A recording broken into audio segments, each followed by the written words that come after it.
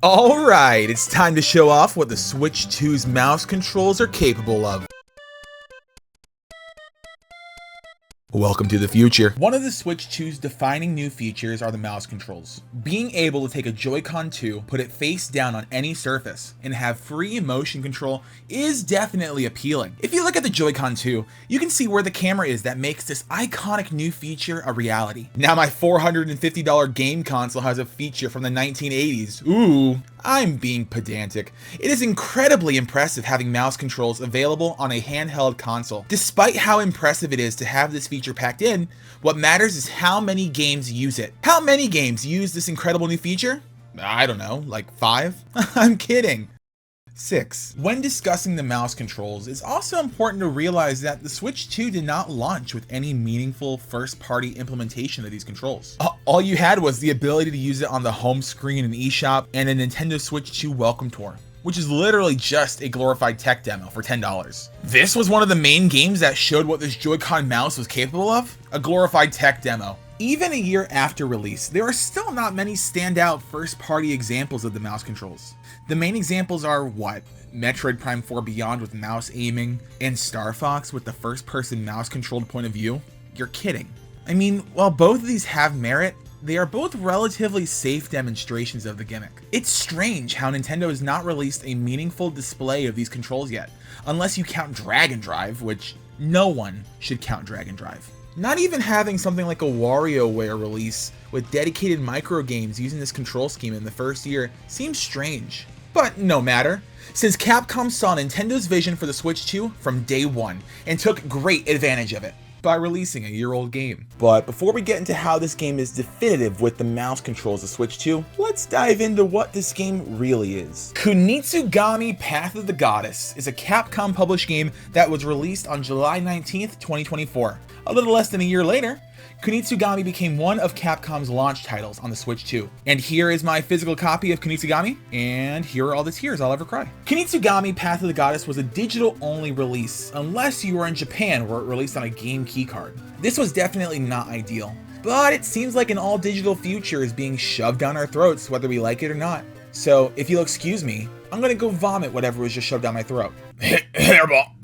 Capcom has been one of the Switch 2's biggest supporters since launch, with games like Resident Evil Requiem, Monster Hunter Stories 3, and Pragmata releasing the same day across all platforms, including Switch 2. Capcom has continuously fired on all cylinders with this console, but none of these take advantage of the mouse controls like Kunitsugami. The title Kunitsugami means Gods of the Land, so the title is Gods of the Land Path of the Goddess. Sounds pretty redundant, but it sounds pretty cool. I can't really argue. This game is made in the RE engine, which I will go on record and say that I absolutely love this engine. It provides a distinct visual style that works with a wide variety of games while having tight controls. I don't mean to dog on engines like Unreal or Unity, but I think when a developer has a really good in-house engine, you get to see more of an example of what makes those games so special. I mean, heck, this engine was even used for parts of the Mega Man Star Force Legacy Collection. So if that doesn't show the different capabilities of the engine, I don't really know what does. Anyway, in Kunitsugami Path of the Goddess, you play as So, a warrior whose job it is to protect the goddess Yoshiro as you purge the land of the Seed, ancient Japanese beasts of folklore. Easy. Once I figure out what just came out of my mouth. Sorry, hairball again. The Seed have incredible designs, and the game is constantly introducing new types of Seed with different strengths, which make each new level more unique and difficult. The gameplay is broken up into two main phases, daytime and nighttime. During the daytime, you are purging defilements, rescuing villagers, and collecting crystals to assign roles to your villagers and helping the goddess progress to the Spirit Gate. Now this all changes once nighttime hits, because during the nighttime, you experience hack and slash gameplay mixed with strategic tower defense style gameplay, where you can assign locations for your newly armed villagers. The goddess cannot move toward the gate during the night, so you must protect her until dawn. I must say this mashup feels incredibly fluid, and the hack and slash combat is very rhythmic, with there being different dances that determine the style of your attacks. Dance is heavily involved in the game, considering your whole team literally dance the evil away once you get to the said Spirit Gates. It is crucial that you use your time wisely during the day, as if you don't, then the nighttime will feel a lot tougher, as you're not able to rescue villagers at night. I'd say it rarely feels like you don't have enough time in the day to do what you need to do. Maybe some of the later levels when you have more villagers involved and different layouts to the level you do, but even then it becomes rewarding when you optimize your time wisely. Honestly, this game feels like Capcom's take on a Pikmin-like game, using your Dandori skills to make the best use of your time. One example is if you assign a villager the thief role, you can command them to dig up certain boxes during the day, which will give you different items like crystals or rations to heal you or your villagers. This moment especially scratches that Pikmin itch, as now you have a very real opportunity cost with your decisions in the daytime. This opportunity cost becomes more apparent when you are introduced to the Carpenter, who can repair different contraptions in the level that can help against the siege by slowing them down or giving your troops a boost in their stats. Now, the game alternates between typical stages and bigger boss fights. These boss fights are so diverse and impressive, with the scale of them increasing throughout the story. You see, we start out with a big guy, then we move on to an even bigger guy. These boss fights end up using different environmental gimmicks too to make them unique, and you get rewarded for repeat playthroughs of these levels with resources which make you stronger. You can actually do this with any level, as you can complete specific achievements for more rewards. Honestly, it becomes crucial to replay some levels for these rewards, as any advantage to help you throughout the game is greatly appreciated, because the difficulty can definitely spike at times. When that happens, it's worth it to take a look back and see what levels you haven't completed these bonus tasks for, and to power up a little bit to make progressing through the game a little more manageable. After you complete a standard level,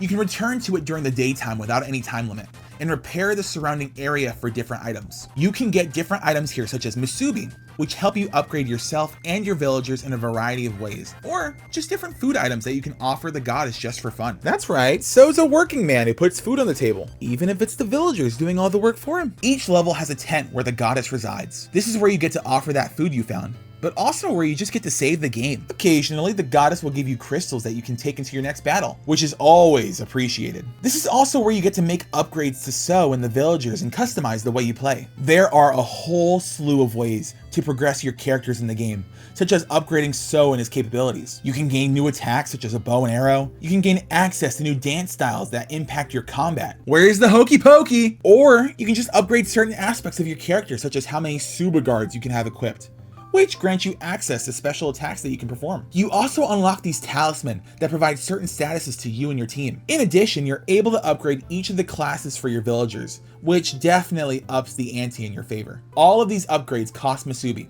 but you also have the ability to undo upgrades to return Musubi to your inventory, so you can kind of try out different combinations of upgrades to see what really works best for you. Excuse me, sir, I would like to return this sandwich. Where's the sandwich?